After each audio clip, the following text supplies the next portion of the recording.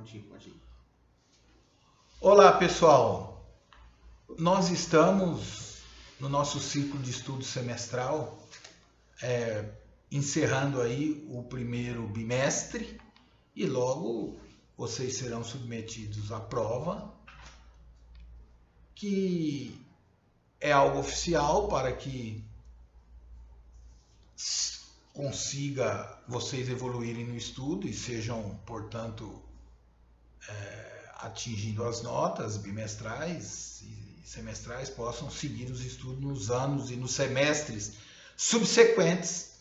Então, isso é sob o ponto de vista formal. Sob o ponto de vista educacional, dentro do processo de ensino-aprendizagem, acho importantíssima a avaliação para vocês mesmos, vocês se avaliarem como estão, vocês poderem perceber a evolução de vocês, daqueles termos técnicos próprios. Então, um momento de se realizar uma prova, vocês, como vão ser examinados, devem ter em mente que aquilo é principalmente para vocês verem o aproveitamento de vocês. Essa é a minha visão, que eu queria já deixar para vocês, essa tranquilidade, e que mais interessa para vocês do que para nós. Para a instituição interessa formalmente e para vocês interessa pessoal e diretamente. Antes de adentrar, nós vamos encerrar o estudo que estamos realizando a respeito do infanticídio. Eu gostaria de dizer um tema só para separar para vocês, entre em processo penal, entre em processo civil, mas o tema caiu agora no âmbito do direito penal, que é caso até a decisão do Fachin, que declarou incompetente a Justiça de Curitiba para os casos que envolvam o ex-presidente Luiz Inácio da Silva, e aqui sem partidarismo nenhum, somente a gravata é que leva a alguma suspeição. Mas o que eu quero dizer para vocês é que a competência é uma parcela de jurisdição. O Estado, ele tem um monopólio de dizer o direito, por isso que se cria a justiça, e os órgãos jurisdicionais são encarregados de dar a cada um o que é seu, em cada caso concreto, porque a atividade jurisdicional é uma atividade secundária, que substitui a vontade das partes, né, entregando a cada um o que é seu no caso concreto. Na justiça penal, a jurisdição penal é um pouco diferente. Normalmente independe da vontade das partes, porque o Estado age para manter a paz social e, por exemplo, num crime de homicídio, não é possível resgatar a vida, não é possível, entre aspas, reparar aquele dano, por isso que é o cárcere que submete o cidadão para que possa, assim, ser feita uma justiça. Objetivando o quê? Prevenir futuros delitos e, para aquele caso, prevenindo também, dizendo, quem comete um delito dessa espécie será submetido ao cárcere. Pois bem, mas isso é preciso competência. E hoje a questão de competência no Brasil, vejam bem, uma causa civil julgada, uma causa trabalhista julgada no Justiça Comum, em Santa Fé do Sul, o juiz é incompetente, deve ser numa vara federal da Justiça do Trabalho. Causas que têm interesse da União é Justiça Federal Civil. Então, nós estamos, pela distribuição da justiça, a várias parcelas de jurisdição, e a isso se dá o nome de competência. Então, a competência é inerente à jurisdição. Então, só vai ter um julgamento justo aquele que tiver a competência correta. Agora, fora isso, vejam bem, nós temos as condições da ação. Condições da ação é depois que eu interponho a ação. Pressupõe juiz já visto competente, pressupõe diversos pressupostos necessários para aquela causa estar naquele juízo. Vejam bem, nós vamos falar já sobre isso. Então, nós temos vários pressupostos, são chamados assim, pressupostos processuais de validade, eficácia ou desenvolvimento do processo. Então, vamos lá. Pegando do processo civil, pressupostos processuais objetivos podem ser positivos. Então, os pressupostos processuais objetivos e positivos, que são os intrínsecos, para que tem a validade o andamento de um processo civil, normalmente é civil, mas nós podemos depois adaptar para penal, mas como é mais amplo, vamos pegar o civil. É petição inicial apta, competência do órgão jurisdicional, citação inicial válida e intervenção do MP quando obrigatória. Pressupostos processuais objetivos negativos extrínsecos, litispendência, coisa julgada e perempção.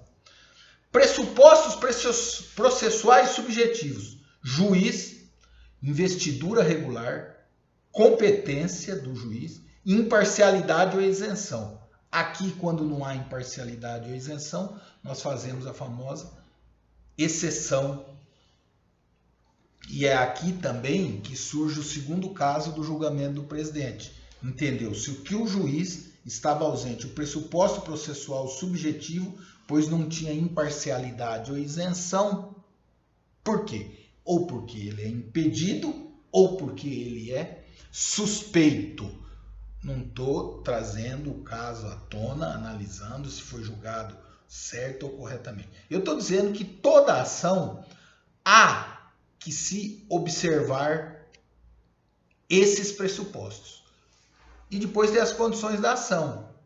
Quais são? Então, condições da ação diferem de pressupostos. Quais são as condições da ação? Legitimidade da parte, interesse de agir.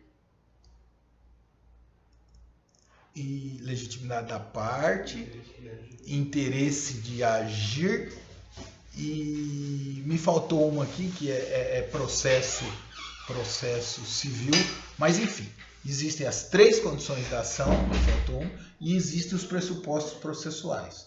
E isso é da técnica jurídica, que vocês comecem a avaliar e a estudar esses temas sob essa ótica, com o olhar da ciência jurídica e não mais com o olhar de leigo. É isso que eu pressuponho que aqueles que estejam evoluindo no estudo do direito passem a fazer a análise dos casos em que estão enfrentando.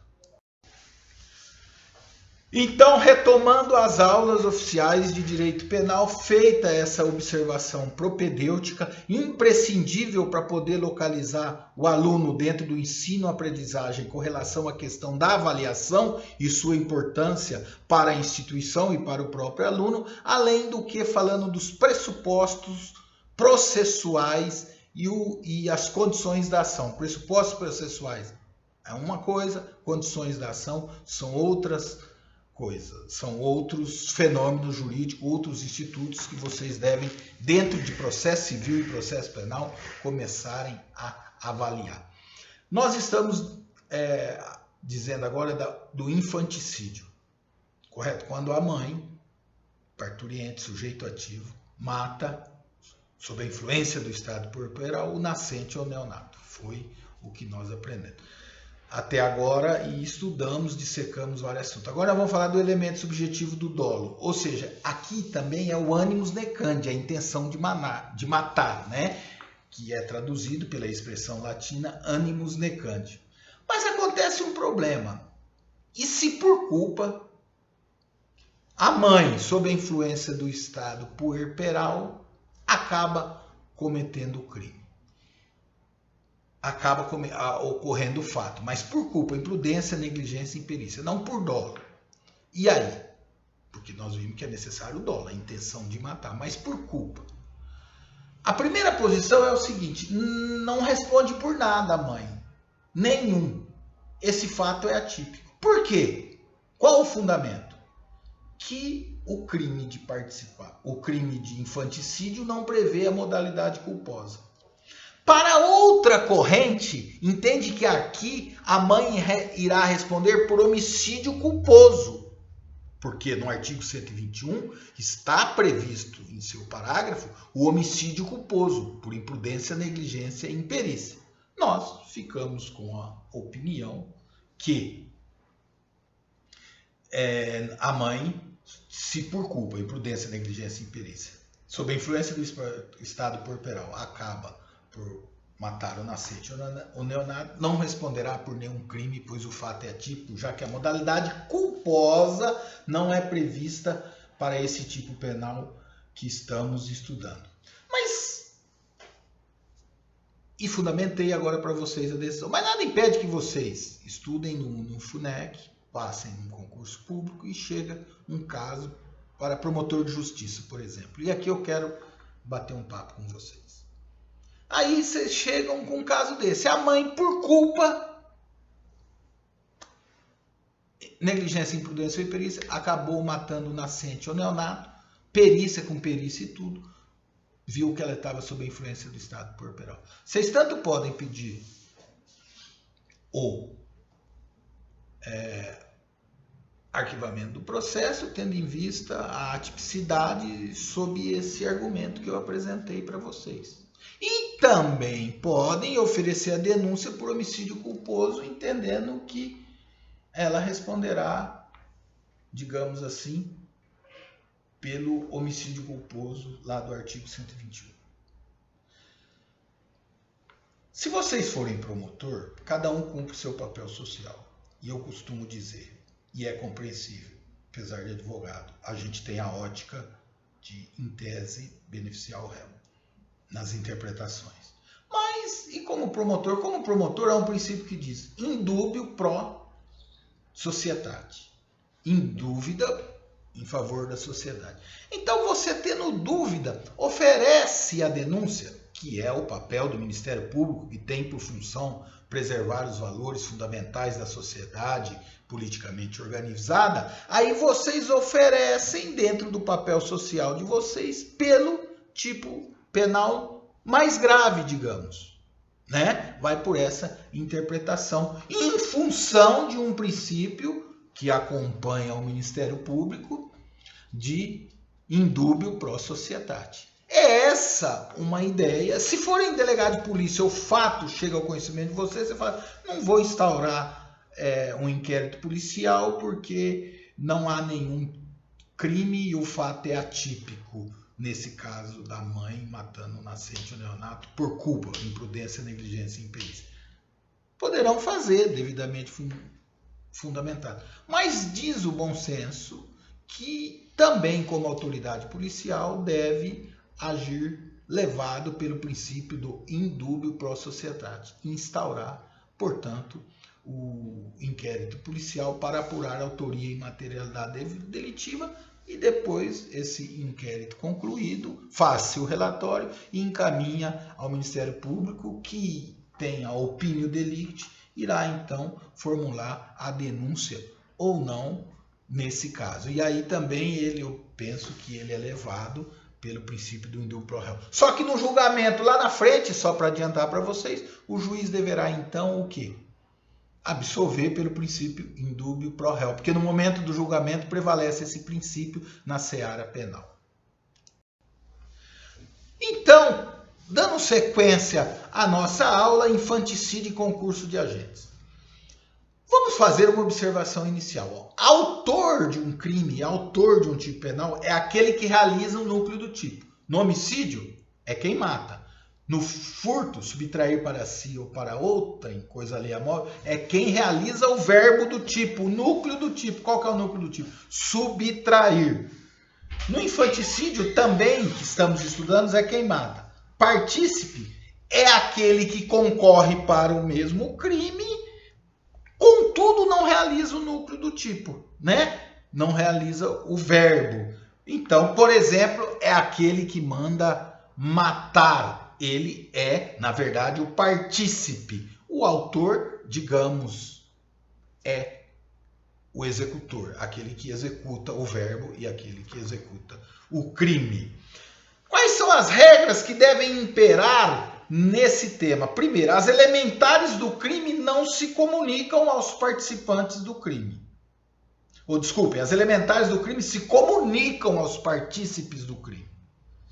Segundo, todo que concorre responde pelo mesmo crime.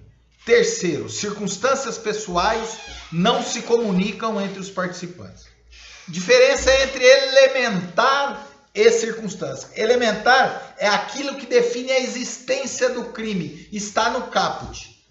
Elementar, matar alguém do 121. Elementar do 123, a mãe, sob a influência do estado puerperal, matando o nascente ou neonato. Circunstância é aquilo que influencia na pena, aumentando ou diminuindo. Exemplo, motivo torpe. Do parágrafo 2º do artigo 121. O que é aquilo? Aquilo é uma circunstância. Elementar é o que está descrito no tipo, no caput. Caput é o quê? Cabeça do artigo. Então vamos lá, o artigo 30, as elementares se comunicam. A. Instiga a mãe a matar o filho sob a influência do puerpério. A. Gilberto, não é mulher nem nada. Influencia a namorada lá, vamos dizer, a noiva, a esposa, a matar o próprio filho. O A, Gilberto, é partícipe. Influenciei a mãe, induzi, instiguei, eu prestei auxílio, a mãe, minha namorada, minha esposa, a matar o próprio filho. Ela é autora do crime de infanticídio. Eu sou partícipe. E eu vou responder, olhem só. Como partícipe, eu respondo por infanticídio. Embora eu não seja mãe, eu não esteja sob influência do estado puerperal e nesse caso, mas mesmo assim eu responderei pelo tipo penal, mas como partícipe da autora mãe que executou, que matou o próprio filho, porque eu respondo como partícipe por instigação, prestar auxílio ou induzimento.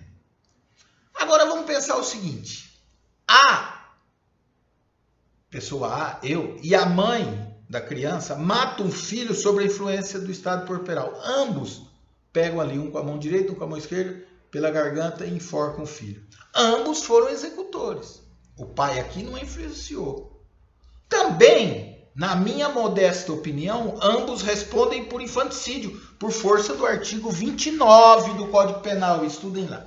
Mas vai ter quem diz que nesse caso, como o pai, o namorado, e não a mãe, poderia em tese responder por quê? Por homicídio. Porque ele não é mãe, não está sob a influência do estado puerperal, e aqui ele é autor, não é partícipe. Mas eu particularmente entendo que mesmo assim, a questão é muito polêmica, ambos responderiam por infanticídio. Há quem diga que o pai, vai responder por homicídio e a mãe responderia por infanticídio. Tá certo? Anotem. Questão polêmica, importante. E, por fim, um terceiro exemplo no concurso de agentes, né? E crime de infanticídio. A mãe, sob a influência do puerpério, instiga alguém, um namorado, a matar seu filho. Aqui a mãe instigou, tá lá, ela sob a influência do estado puerperal, o nascente, o neonato, e o filho nascendo, e ela fala, mata, mata aqui, mata, mata, mata. Ele vai e mata. O crime cometido pelo autor, aí o namorado, seria em tese o quê? Homicídio.